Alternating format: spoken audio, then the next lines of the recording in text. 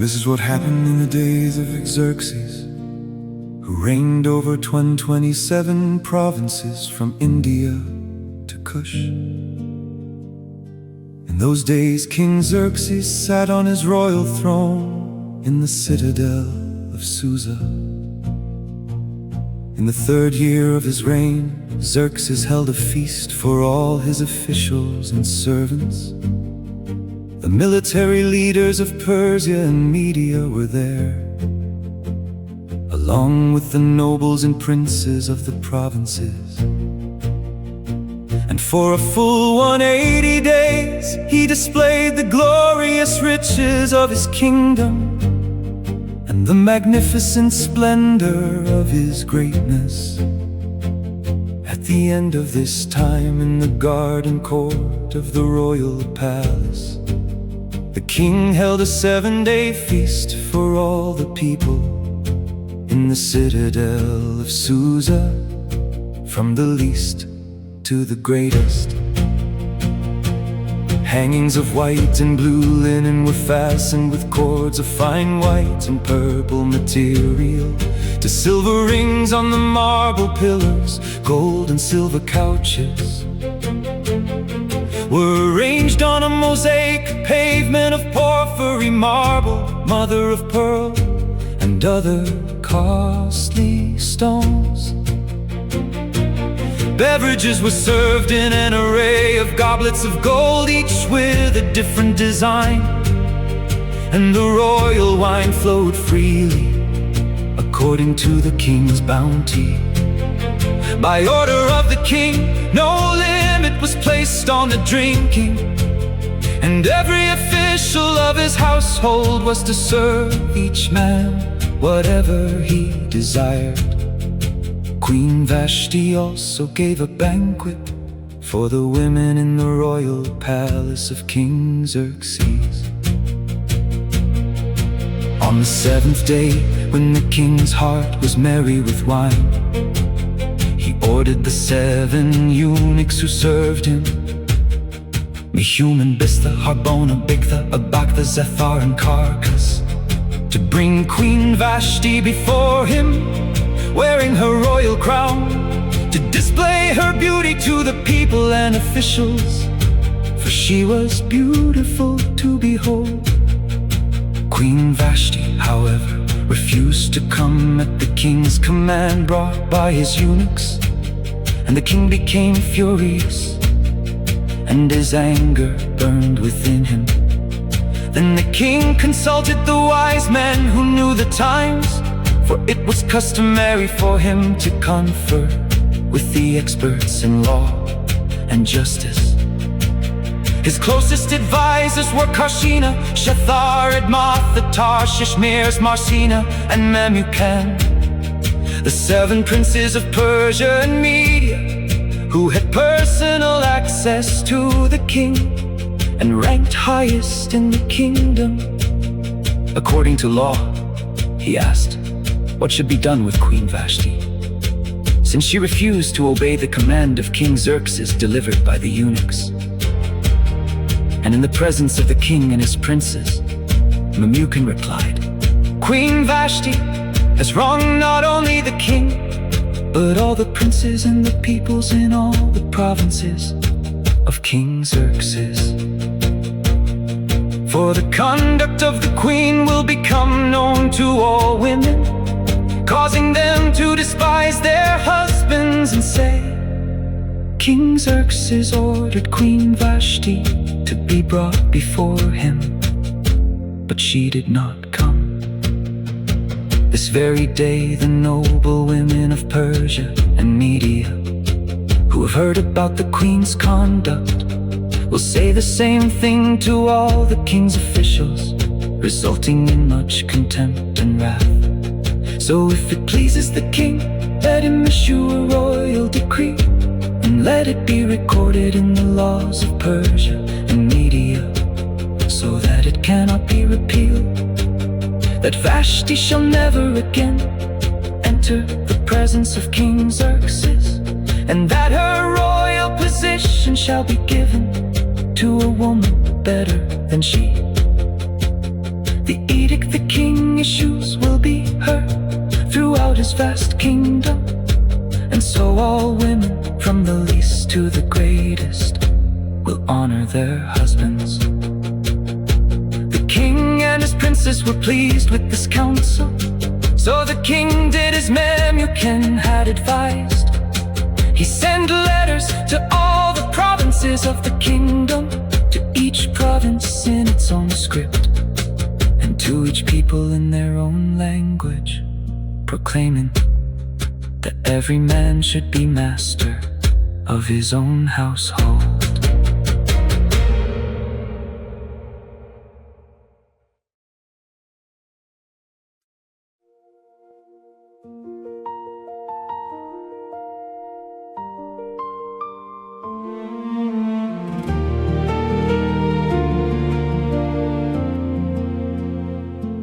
Sometime later, when the anger of King Xerxes had subsided, he remembered Vashti and what she had done, and what had been decreed against her. Then the king's attendants proposed, let a search be made for beautiful young virgins for the king, and let the king appoint commissioners in each province of his kingdom, to assemble all the beautiful young women into the harem at the citadel of Susa. Let them be placed under the care of Haggai, the king's eunuch in charge of the women, and let them be given beauty treatments. Then let the young woman who pleases the king become queen in place of Vashti. This suggestion pleased the king, and he acted accordingly. Now there was at the citadel of Susa a Jewish man from the tribe of Benjamin, named Mordecai, son of Jair, the son of Shimei, the son of Kish. He'd been carried into exile from Jerusalem by Nebuchadnezzar, king of Babylon. Among those taken captive with Jeconiah, king of Judah. And Mordecai had brought up Hadassah, that is Esther, the daughter of his uncle, because she did not have a father or mother. The young woman was lovely in form and appearance, and when her father and mother had died, Mordecai had taken her in as his own daughter. When the king's command and edict had been proclaimed, many young women gathered at the citadel of Susa. Under the care of Haggai, Esther was also taken to the palace and placed under the care of Haggai, the custodian of the women. And the young woman pleased him and obtained his favor, so he quickly provided her with beauty treatments. And the special diet he assigned to her 7 select maidservants from the palace, and transferred her with them to the best place in the harem. Esther did not reveal her people or her lineage, because Mordecai had instructed her not to do so.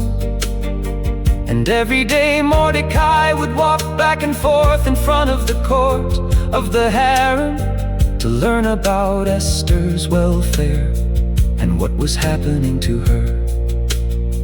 In the 12 months before her turn to go to King Xerxes, the harem regulation required each young woman to receive beauty treatments with oil of myrrh for 6 months, and then with perfumes and cosmetics for another 6 months.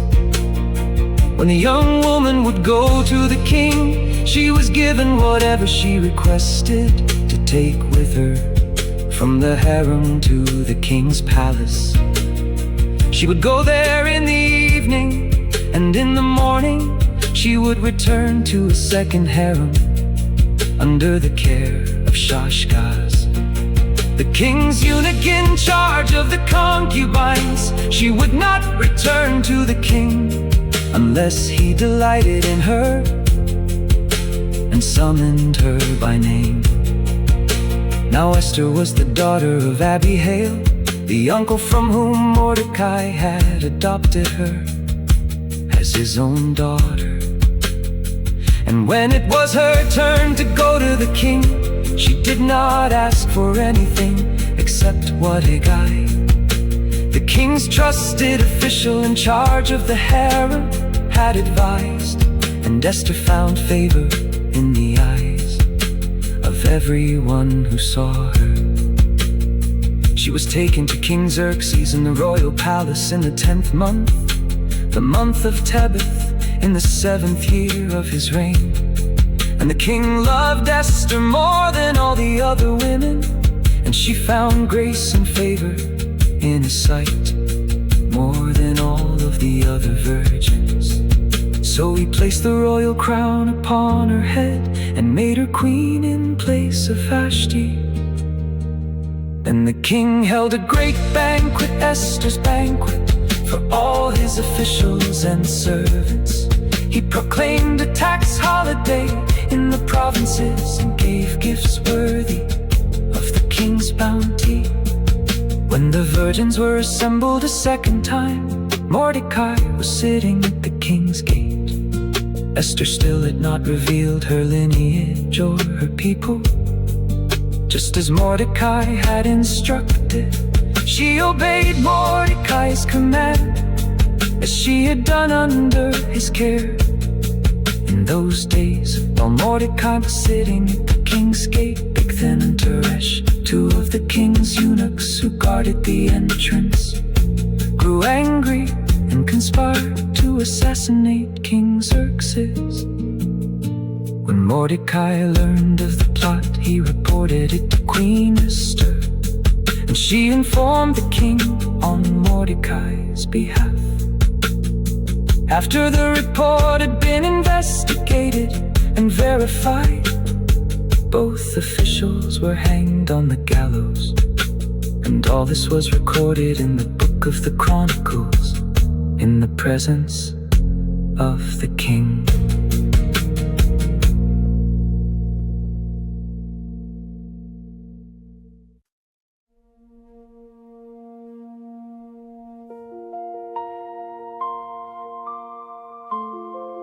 After these events, King Xerxes honored Haman, son of Hammedatha, the Agagite, elevating him to a position above all the princes who were with him. All the royal servants at the king's gate bowed down and paid homage to Haman, because the king had commanded that this be done for him. But Mordecai would not bow down or pay homage. Then the royal servants at the king's gate asked Mordecai, "Why do you disobey the command of the king?" Day after day they warned him, but he would not comply. So they reported it to Haman to see whether Mordecai's behavior would be tolerated, since he had told them he was a Jew. When Haman saw that Mordecai would not bow down or pay him homage, he was filled with rage. And when he learned the identity of Mordecai's people, he scorned the notion of laying hands on Mordecai alone. Instead, he sought to destroy all of Mordecai's people, the Jews, throughout the kingdom of Xerxes. In the 12th year of King Xerxes, in the first month, the month of Nisan, that is, the lot, was cast before Haman to determine a day and month. And the lot fell on the 12th month, the month of Adar. Then Haman informed King Xerxes, there is a certain people scattered and dispersed among the peoples of every province of your kingdom. Their laws are different from everyone else's, and they do not obey the king's laws. So it is not in the king's best interest to tolerate them. If it pleases the king, let a decree be issued to destroy them, and I will deposit 10,000 talents of silver into the royal treasury to pay those who carry it out. So the king removed the signet ring from his finger and gave it to Haman, son of Hammedatha, the Agagite, the enemy of the Jews. Keep your money, said the king to Haman. These people are given to you to do with them as you please. On the 13th day of the first month, the royal scribes were summoned, and the order was written exactly as Haman commanded the royal satraps, the governors of each province, and the officials of each people, in the script of each province and the language of every people. It was written in the name of King Xerxes and sealed with the royal signet ring, and the letters were sent by couriers to each of the royal provinces with the order to destroy, kill, and annihilate all the Jews, young and old, women and children, and to plunder their possessions on a single day, the 13th day of Adar, the 12th month. A copy of the text of the edict was to be issued in every province and published to all the people, so that they would be ready on that day. The couriers left, spurred on by the king's command, and the edict was issued in the citadel of Susa. Then the king and Haman sat down to drink, but the city of Susa was in confusion.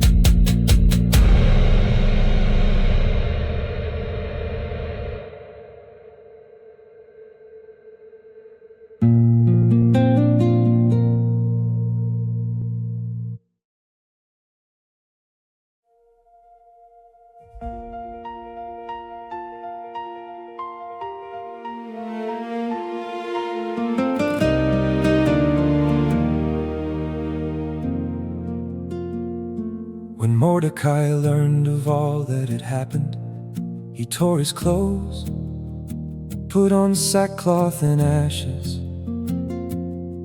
and went out into the middle of the city, wailing loudly and bitterly.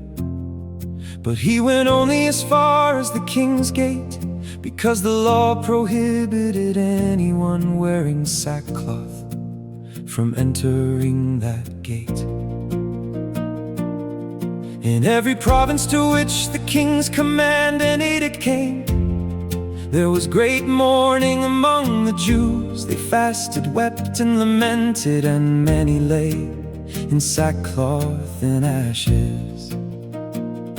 When Esther's maidens and eunuchs came and told her about Mordecai, the queen was overcome with distress. She sent clothes for Mordecai to wear instead of his sackcloth, but he would not accept them. Then Esther summoned Hathach, one of the king's eunuchs appointed to her, and she dispatched him to Mordecai to learn what was troubling him and why. So Hathach went out to Mordecai in the city square in front of the king's gate. And Mordecai told him all that had happened to him, including the exact amount of money that Haman had promised to pay into the royal treasury in order to destroy the Jews. Mordecai also gave Hathach a copy of the written decree issued in Susa for the destruction of the Jews, to show and explain to Esther, urging her to approach the king, implore his favor, and plead before him for her people. So Hathach went back and relayed Mordecai's response to Esther. Then Esther spoke to Hathach and instructed him to tell Mordecai, all the royal officials and the people of the king's provinces know that one law applies to every man or woman who approaches the king in the inner court without being summoned, that he be put to death. Only if the king extends the gold scepter may that person live. But I have not been summoned to appear before the king for the past 30 days.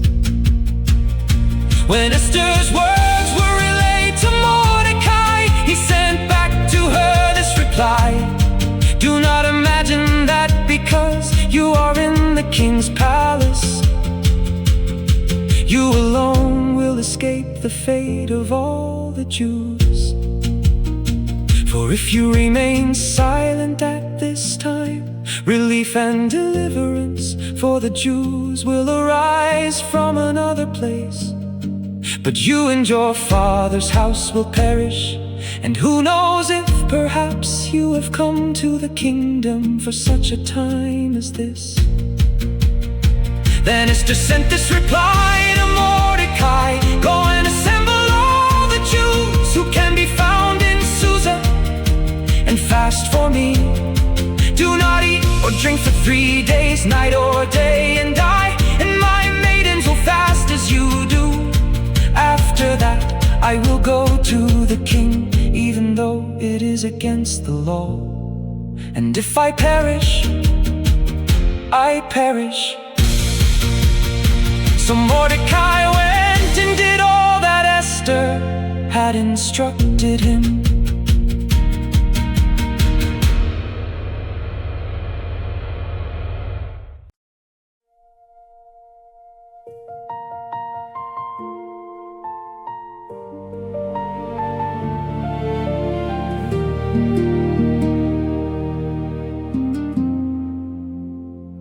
On the third day, Esther put on her royal attire and stood in the inner court of the palace across from the king's quarters. The king was sitting on his royal throne in the royal courtroom, facing the entrance. As soon as the king saw Queen Esther standing in the court, she found favor in his sight. The king extended the gold scepter in his hand toward Esther, and she approached and touched the tip of the scepter. What is it, Queen Esther? The king inquired. What is your request? Even up to half the kingdom, it will be given to you. If it pleases the king, Esther replied, may the king and Haman come today to the banquet I have prepared for the king. Hurry, commanded the king, and bring Haman, so we can do as Esther has requested. So the king and Haman went to the banquet that Esther had prepared. And as they drank their wine, the king said to Esther, what is your petition? It will be given to you. What is your request? Even up to half the kingdom, it will be fulfilled. Esther replied, This is my petition and my request. If I have found favor in the sight of the king, and if it pleases the king to grant my petition and fulfill my request, may the king and Haman come tomorrow to the banquet. I will prepare for them. Then I will answer the king's question. That day Haman went out full of joy and glad of heart. At the king's gate, however, he saw Mordecai, who did not rise or tremble in fear at his presence. And Haman was filled with rage toward Mordecai. Nevertheless, Haman restrained himself and went home, and calling for his friends and his wife Zeresh, Haman recounted to them his glorious wealth, his many sons, and all the ways the king had honored and promoted him over the other officials and servants. What is more, Haman added, Queen Esther invited no one but me to join the king at the banquet she prepared, and I am invited back tomorrow along with the king. Yet none of this satisfies me, as long as I see Mordecai the Jew sitting at the king's gate. His wife Zeresh and all his friends told him, have them build a gallows 50 cubits high, and ask the king in the morning to have Mordecai hanged on it. Then go to the banquet with the king and enjoy yourself. The advice pleased Haman, and he had the gallows constructed.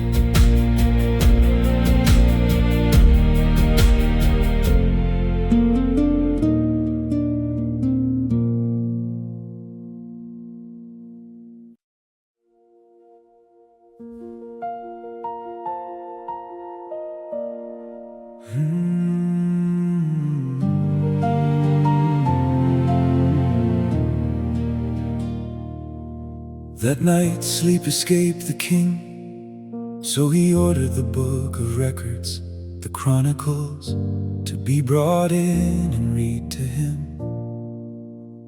And there it was found recorded that Mordecai had exposed Bigthana and Teresh, two of the eunuchs who guarded the king's entrance when they had conspired to assassinate King Xerxes.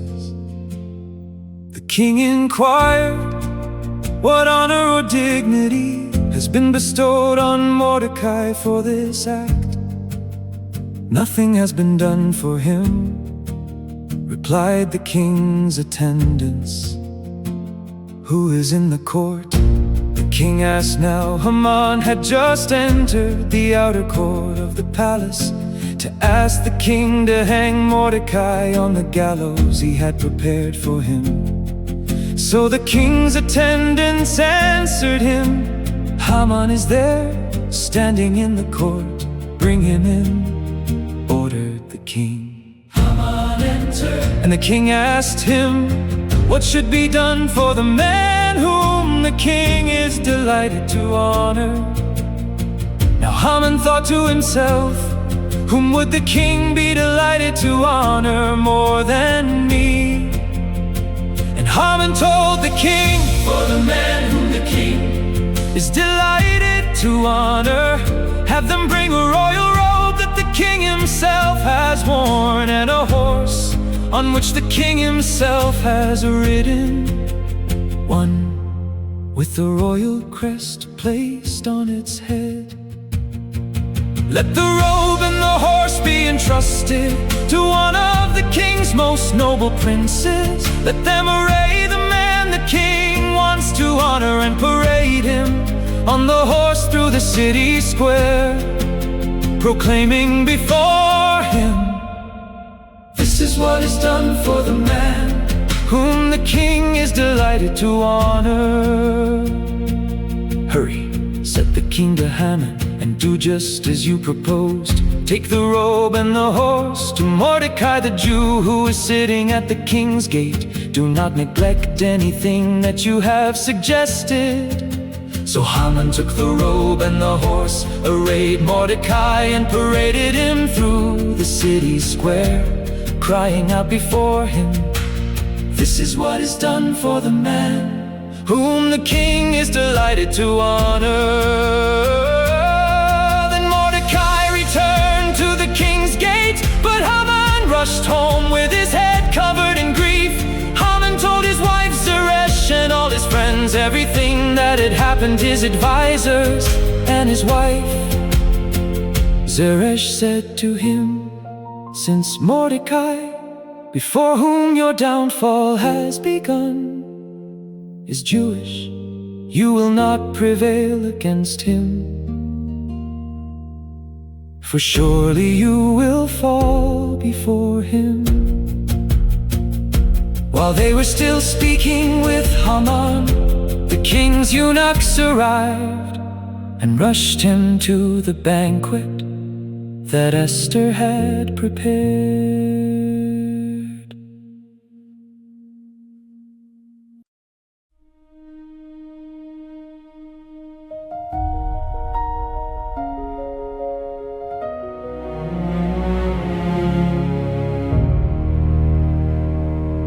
So the king and Haman went to dine with Esther the queen. And as they drank their wine on that second day, the king asked once more, "Queen Esther, what is your petition? It will be given to you. What is your request? Even up to half the kingdom, it will be fulfilled." Queen Esther replied, "If I have found favor in your sight, O king, and if it pleases the king, grant me my life as my petition, and the lives of my people as my request. For my people and I have been sold out to destruction, death and annihilation. If we had merely been sold as men servants and maid servants, I would have remained silent, because no such distress would justify burdening the king." Then King Xerxes spoke up and asked Queen Esther, "Who is this? And where is the one who would devise such a scheme?" Esther replied, "The adversary and enemy is this wicked man, Haman." And Haman stood in terror before the king and queen. In his fury, the king arose from drinking his wine and went to the palace garden, while Haman stayed behind to beg Queen Esther for his life. For he realized that the king was planning a terrible fate for him. Just as the king returned from the palace garden to the banquet hall, Haman was falling on the couch where Esther was reclining.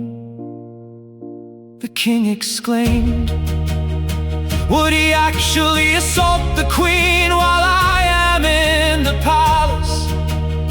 As soon as the words had left the king's mouth, they covered Haman's face. Then Harbona, one of the eunuchs attending the king, said, "There is a gallows 50 cubits high at Haman's house. He had it built for Mordecai, who gave the report that saved the king." "Hang him on it," declared the king. So they hanged Haman on the gallows he had prepared for Mordecai. Then the fury of the king subsided.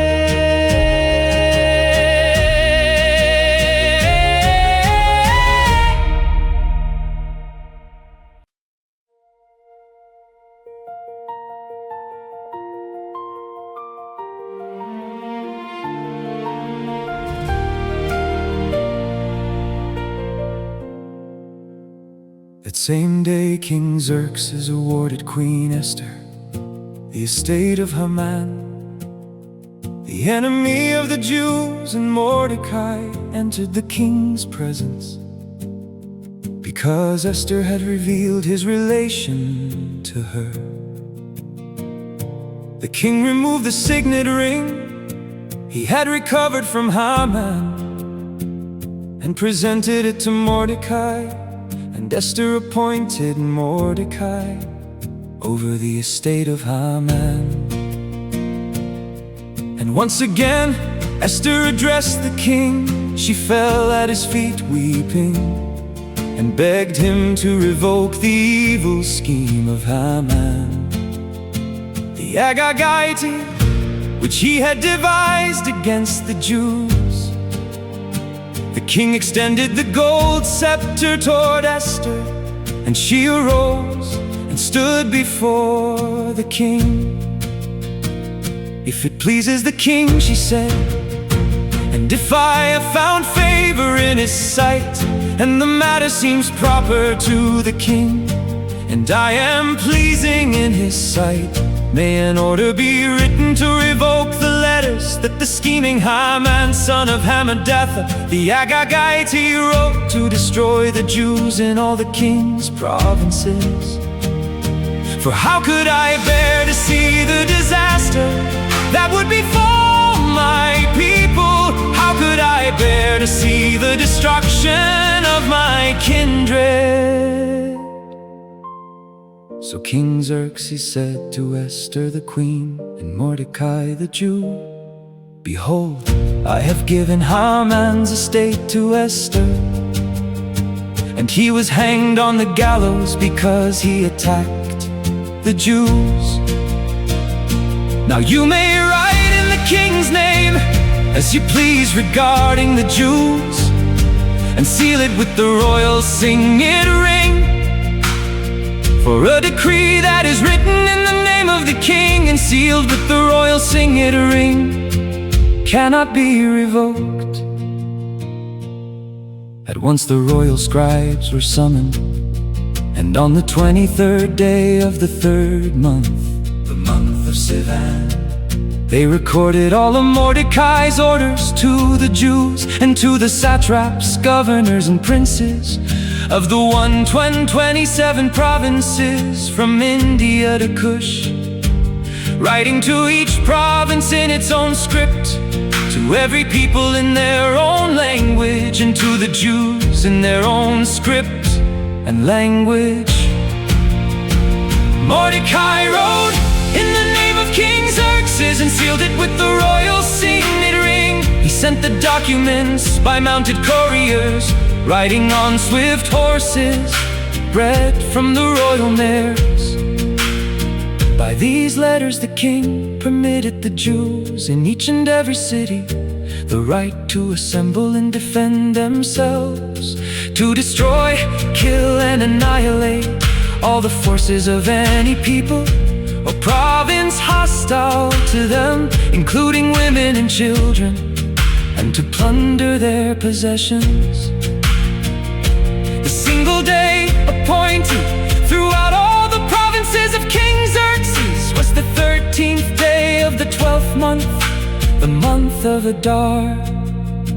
A copy of the text of the edict was to be issued in every province and published to all the people, so that the Jews would be ready on that day to avenge themselves on their enemies. The couriers rode out in haste on their royal horses, pressed on by the command of the king. And the edict was also issued in the citadel of Susa.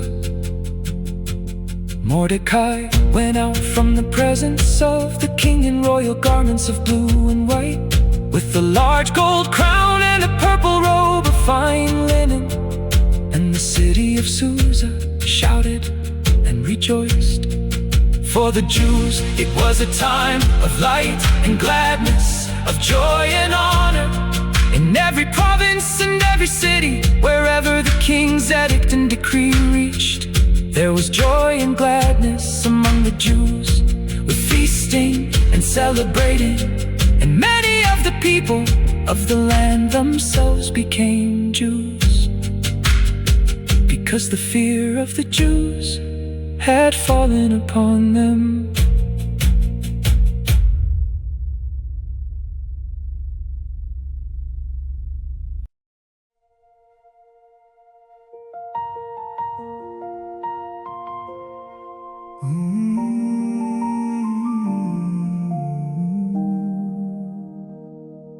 On the 13th day of the 12th month, the month of Adar, the king's command and edict were to be executed. On this day the enemies of the Jews had hoped to overpower them, but their plan was overturned, and the Jews overpowered those who hated them. In each of the provinces of King Xerxes, the Jews assembled in their cities to attack those who sought to harm them. No man could withstand them, because the fear of them had fallen upon all peoples. And all the officials of the provinces, the satraps, the governors, and the king's administrators helped the Jews, because the fear of Mordecai had fallen upon them. For Mordecai exercised great power in the palace, and his fame spread throughout the provinces. As he became more and more powerful, the Jews put all their enemies to the sword, killing and destroying them. And they did as they pleased to those who hated them. In the citadel of Susa, the Jews killed and destroyed 500 men, including Parshandatha, Dalpha, Naspatha, Poratha, Adalia, Aridatha, Parmashta, Arisai, Aridai, and Vaizatha. They killed these 10 sons of Haman, son of Hamadatha, the enemy of the Jews, but they did not lay a hand on the plunder. On that day the number of those killed in the citadel of Susa was reported to the king, who said to Queen Esther, "In the citadel of Susa, the Jews have killed and destroyed 500 men, including Haman's 10 sons. What have they done in the rest of the royal provinces? Now what is your petition? It will be given to you. And what further do you request? It will be fulfilled." Esther replied, "If it pleases the king, may the Jews in Susa also have tomorrow to carry out today's edict, and may the bodies of Haman's 10 sons be hanged on the gallows." So the king commanded that this be done. An edict was issued in Susa, and they hanged the 10 sons of Haman. On the 14th day of the month of Adar, the Jews in Susa came together again and put to death 300 men there, but they did not lay a hand on the plunder. The rest of the Jews in the royal provinces also assembled to defend themselves and rid themselves of their enemies. They killed 75,000 who hated them, but they did not lay a hand on the plunder. This was done on the 13th day of the month of Adar, and on the 14th day they rested, making it a day of feasting and joy. The Jews in Susa, however, had assembled on the 13th and the 14th days of the month, so they rested on the 15th day, making it a day of feasting and joy. This is why the rural Jews who live in the villages observe the 14th day of the month of Adar as a day of joy and feasting. It is a holiday for sending gifts to one another. Mordecai recorded these events and sent letters to all the Jews in all the provinces of King Xerxes, both near and far, to establish among them an annual celebration on on the 14th and 15th days of the month of Adar, as the days on which the Jews gain rest from their enemies, and the month in which their sorrow turned to joy, and their mourning into a holiday. He wrote that these were to be days of feasting and joy, of sending gifts to one another and to the poor. So the Jews agreed to continue the custom they had started, as Mordecai had written to them. For Haman, son of Hammedatha, the Agagite, the enemy of all the Jews, had plotted against the Jews to destroy them, and had cast the pur, that is, the lot, to crush and destroy them. But when it came before the king, he commanded by a letter that the wicked scheme which Haman had devised against the Jews should come back upon his own head, and that he and his sons should be hanged on the gallows. Therefore these days are called Purim, from the word pur, because of all the instructions in this letter, and because of all they had seen and experienced.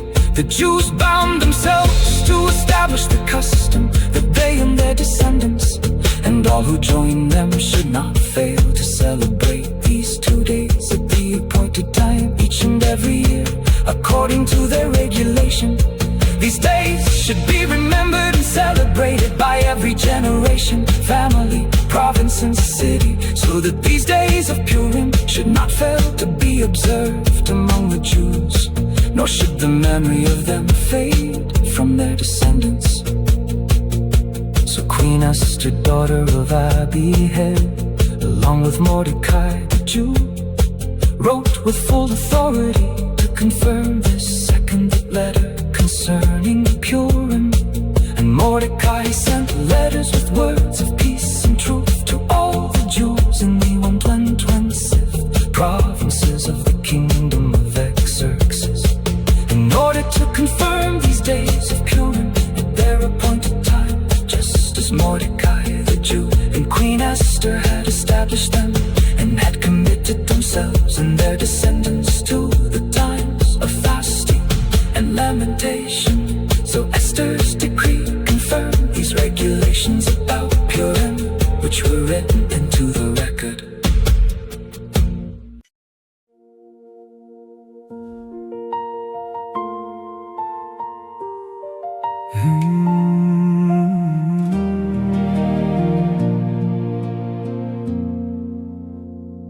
Now King Xerxes imposed tribute throughout the land, even to its farthest shores.